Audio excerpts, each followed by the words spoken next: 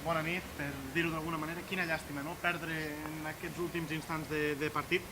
Sí, és una llàstima perquè, sí que és veritat que la primera part doncs hem estat bé, però ells ens han dominat bastant, però el segon hem sortit bastant enxufats.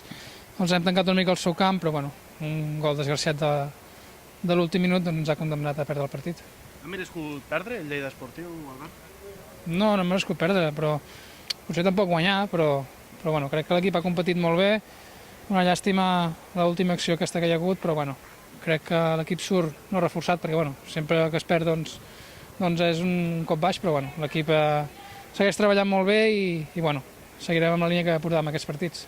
No hi ha hagut temps d'empatar el segon gol, però sí que és cert que és un equip, el Lleida Esportiu, que en el moment en què li fan gol dona la cara i ho heu aconseguit en aquest cas a la segona part, empatant el partit a 1. Per tant, quan rebeu gol sou un equip que doneu la cara i que intenteu empatar ràpidament a l'equip rival, oi?